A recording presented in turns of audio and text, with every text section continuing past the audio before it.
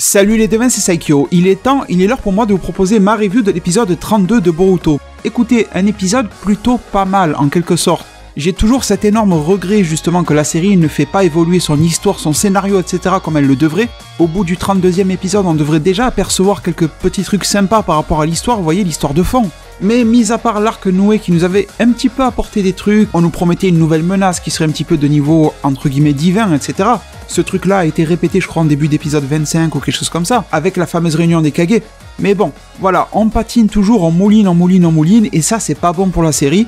Mais en soi, cet épisode que l'on a eu aujourd'hui, mis à part ce gros défaut-là de ne rien faire à l'histoire, eh bien il était cool, il était sympa, et surtout c'était une dose de bonne humeur je trouvais. Et moi, à la limite, je pense que vous commencez un petit peu à me connaître, je préfère avoir un bon épisode type vie de famille, et ça a été clairement le cas aujourd'hui, plutôt que d'avoir une série de 3-4 épisodes qui va essayer de lancer une intrigue qui n'en est pas une, avec des faux 7 épéistes qui veulent lancer une guerre alors que la plupart sont à peine majeurs. Bon, des fois quand vous voulez créer des épisodes bouche-trou, parce que c'est le cas malheureusement, faut peut-être pas trop se prendre la tête non plus, vous voyez. Mais bien sûr qu'il y a toujours des exceptions où les épisodes bouche-trou marchent bien. Par exemple, dans Dragon Ball Super, ça a été le cas des épisodes 71 et 72 avec l'intrigue sur Hit, la mort de Goku. C'était pas les épisodes du siècle, mais en tout cas c'était très bon. Ça a réussi à nous captiver pendant le temps de 2 épisodes. Donc voilà, c'est très difficile quand on ne suit pas vraiment une trame originale ou quelque chose comme ça, de faire quelque chose de bon. Mais bon, cet épisode-là a su jouer quand même avec ce que l'on aime. C'est-à-dire que, par exemple, ça m'a beaucoup rappelé les sensations quand vous prenez un jeu vidéo Naruto et que vous vous promenez dans le village. Je pense que ceux qui ont eu ces jeux-là s'en rappellent un petit peu, en particulier les jeux sur Xbox 360, les Rise of Ninja et Broken Bond. Et ça a été un petit peu le cas aussi dans les Storms, mais c'est vrai que la visite de village dans les Naruto Storm, elle était beaucoup moins bonne. Et bien même si vous avez votre histoire à faire avancer, etc., vous êtes pris par la beauté de Konoha, par les environnements, vous avez envie de visiter un petit peu. La série Naruto, et donc la série Boruto par extension, ne serait pas la même si on n'avait pas ces phases-là justement dans le village, des moments calmes, des moments drôles, des moments d'interaction entre personnages principaux et personnages secondaires, donc ça c'est cool. Et c'est pour ça que bon, on va prendre les quelques points principaux que j'aimais dans l'épisode. Vous savez que je m'attarde pas trop sur les détails tant qu'on n'est pas vraiment dans le dur de la trame originale de cette série Boruto. Qu'est-ce que j'ai bien aimé ? Déjà j'ai bien aimé la manière dont s'est clôturée la relation Kagura-Boruto, encore que j'aurais pu penser que ça allait aller plus loin, parce qu'on démarre un épisode avec un Kagura qui ne se présente pas au départ de Boruto et de ses collègues, donc qui vit un petit peu dans ses remords, ses regrets, etc. de ne pas avoir pu s'expliquer, avec le relationnel avec le Mizukage Shojuro qui lui explique, malgré le fait que Shojuro soit jeune, il est quand même plutôt sage, et il explique à Kagura comment bien faire les choses. Et au final, Kagura va se démerder pour bien finir les choses. Donc ça c'est un bon truc, c'est-à-dire qu'en quelque sorte, l'arc était plus ou moins fini, mais on en a des retombées par la suite, et ça j'aime bien. Mais disons que je m'attendais à quelque chose de peut-être un petit peu plus épique, peut-être que j'étais un peu trop rêveur, parce que on a bien vu dans cet épisode-là que Boruto a fait de son mieux pour s'arranger avec sa petite sœur Imawari. On va en parler par la suite. Eh bien pourquoi pas avoir un Kagura qui se serait déplacé exceptionnellement, avec l'accord et la mise en place des moyens de la part du Mizukage, pour qu'il puisse régler cette affaire-là, qu'il puisse trouver sa sérénité, etc. Que les deux se voient, parce qu'au final, malgré le mot qu'a pu lui envoyer Kagura, Boruto et Kagura ne se sont pas vus pour clôturer un petit peu tout ça. Donc cette relation-là c'est bien fini, mais elle aurait pu se finir je pense un tout petit peu mieux, quelque chose d'un petit peu plus émotionnel ou quelque chose comme ça. Mais en tout cas j'ai quand même bien aimé le soin qu'il y a eu de la part des scénaristes de cet épisode-là de se dire bon, il faut pas qu'on en reste là, ça c'était bien. Après forcément ce que j'ai bien aimé, ce n'est pas la présence d'Hinata, parce que Hinata reste quand même très secondaire dans cette série, mis à part piquer une colère de temps en temps, préparer la bouffe, ou alors être championne du bouffage de nouilles là chez Ichiraku Ramen, bon. D'ailleurs, je trouve que le design de Hinata adulte n'est pas si cool que ça, avec son vieux short, on dirait une scout ou quelque chose comme ça, bon j'aime pas trop, bref. Mais en tout cas, ce que j'ai bien aimé, c'est cette relation Boruto-Imawari. Bon, Imawari, c'était du classique Imawari, heureusement, elle ne s'est pas énervée, elle n'est pas devenue folle, parce que sinon on aurait dit une cinglée hystérique. C'est bien beau le coup du Byakugan machin, le fait que la peluche soit pétée, elle a fracassé Boruto, c'était cool, c'était bien fait, mais il faut pas que ça soit à chaque fois. Et ça, je pense qu'ils l'ont compris, parce qu'au final, Imawari a agi comme une enfant normale classique de son âge, elle était juste triste que son grand frère ne lui a pas rapporté ce qu'il lui avait promis. Alors peut-être que si Boruto avait poursuivi dans cette lancée, elle se serait énervée et elle l'aurait fracassé, mais en tout cas, elle a tenu suffisamment longtemps, sans que ses nerfs ne lâchent, et ça c'était cool, sur l'écriture du personnage. Et ce que j'ai trouvé de très cool, mais peut-être de contradictoire, c'est les agissements du personnage de Boruto.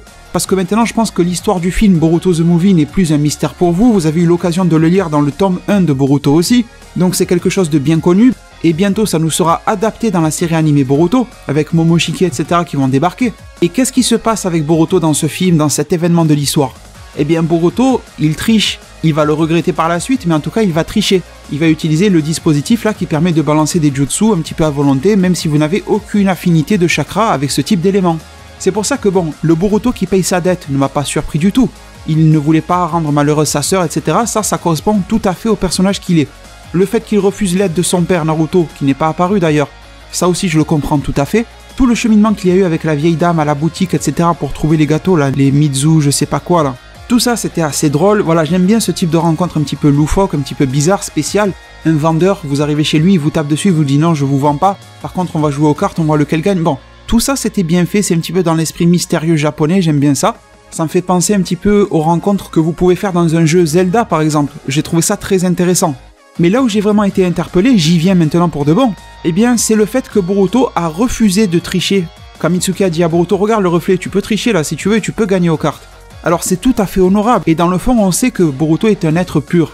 Mais quand on sait qu'il va tricher pour le dispositif, j'aurais pu croire que c'était le moment parfait pour nous faire comprendre que Boruto prenait un petit peu la mauvaise direction dans sa vie et dans ses choix. Il aurait pu tricher face à cette dame-là, il aurait pu gagner ses gâteaux de cette manière-là, et ne pas trop se rendre compte justement des regrets, des remords, et on aurait pu être en face d'un jeune garçon qui se dit tiens, peut-être que dans la vie, il faut peut-être tricher de temps en temps pour y arriver. On sait tous que ce n'est pas la bonne solution, faut toujours être honnête, mais de voir ce personnage-là comme ça aurait été intéressant, ça aurait créé du lien par rapport à l'arc suivant, et on se serait dit, bon, le petit il a commencé avec des gâteaux, ensuite c'est pour l'examen Chunin avec l'appareil collé au bras, il n'y a rien qui nous étonne, mais là on se retrouve avec un Boruto qui est honnête, et qui dans une autre situation va se retrouver malhonnête, vous voyez, c'est un petit peu bizarre. Au passage aussi, j'ai énormément rigolé quand j'ai vu le Mitsuki qui attrapait la vieille par le bras, là, la vendeuse. Il l'a soulevé comme si de rien n'était, et il a sorti à Boruto, est-ce que je la bute celle-là? Là, non, j'étais mort de rire, le type il l'a tenu comme ça, il allait la fracasser, comme si c'était rien du tout, vous voyez, on sent que le Mitsuki n'est pas bien fini dans sa tête, même si, comme on l'a vu dans l'épisode, il est capable de surprendre, y compris son père créateur, Orochimaru, par ses choix, par le fait qu'il a un caractère quand même qui est plutôt bien marqué, mais c'est vrai que quand Mitsuki se retrouve face à son soleil, c'est-à-dire Boruto, bien, c'est un petit peu comme s'il perd ses moyens, il est obligé d'attendre la réponse, la validation ou le refus de la part de Boruto, alors que quand Mitsuki agit de manière séparée, je trouve qu'il a des idées fortes, des idées prononcées, et il arrive à réfléchir par lui-même, alors que pourtant, il a une force de persuasion, par exemple avec Suigetsu, j'ai trouvé ça intéressant qu'il puisse lui récupérer le parchemin. Suigetsu, c'est pas non plus le plus influençable de toute la Terre. Donc ça veut dire que Mitsuki a quand même un certain charisme, une certaine présence, il arrive à s'imposer. Mais dès que c'est avec Boruto, il n'y arrive pas. Il se met un petit peu en position de soumission. Donc le personnage de Mitsuki est un très bon élément, je trouve, à explorer pour la suite de la série, parce que déjà, il en impose un petit peu comme un Orochimaru, forcément, les techniques, la manière de bouger, son agilité, chorégraphie de combat, la multiplicité des techniques, mais en même temps, il s'en démarque énormément par son état d'esprit, qui est un petit peu à double tranchant, par son lien fort avec Boruto. Et je suis très content que la série est en train de plus lier Mitsuki à Boruto que Sarada à Boruto. Bon, je pense que Sarada et Boruto auront un lien fort à terme, mais je trouve que ça aurait été super facile, voilà, d'avoir la descendance de Sasuke avec la descendance de Naruto, bon voilà. D'ailleurs, il y a une question que j'ai pas étudiée, mais je vous la pose en tout cas, est-ce que d'après vous, suite aux événements de la guerre, etc., on sent que les choses ont été nettement apaisées, que les choses sont calmées, et qu'un petit peu cette malédiction qui touchait le monde des ninjas a été stoppée? Est-ce que malgré tout on va se retrouver avec une nouvelle réincarnation justement de Indra et de Ashura? Dites-moi.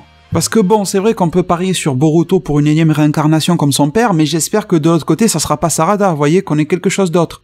Et à la limite, on pourrait inverser les rôles, que Boruto cette fois-ci ne soit pas justement la réincarnation de Ashura, mais qu'il soit celle de Indra, étant donné que dans la suite des événements, on a bien vu que Boruto se rapprochait plus de Sasuke que de Naruto, vous voyez, donc pourquoi pas. Après, peut-être que je dis une grosse connerie, que dans un guidebook ça a été dit que ce type de réincarnation n'aurait plus lieu, bon, dites-moi en zone commentaire, ça m'intéresse énormément. Du coup, écoutez les devins, je réfléchis, qu'est-ce que j'ai pu bien remarquer ou aimer d'autres dans cet épisode-là? À vrai dire, je pense pas grand-chose de plus, je vous épargne les détails de l'épisode, vous avez déjà dû le voir par vous-même. Bien sûr que j'ai beaucoup aimé la résolution de l'épisode entre Himawari et entre Boruto, Boruto qui explique toute la vérité et qui prend son courage à deux mains justement pour faire ça, ça c'était super je trouve. Et après écoutez les devins, je pense qu'il est vraiment temps justement de vous remercier de m'avoir suivi et écouté durant cette vidéo là aujourd'hui. Partagez-moi tout ce que vous avez pu penser, aimer ou ne pas aimer de cet épisode là en zone commentaire, j'espère bien sûr et comme toujours pouvoir vous retrouver très nombreux au niveau du soutien. Ça passe par les likes, les fameux j'aime sur cette vidéo-là. C'est super important et je vous en remercie d'avance. Prenez tous très bien soin de votre futur et à plus pour de prochains arts divinatoires.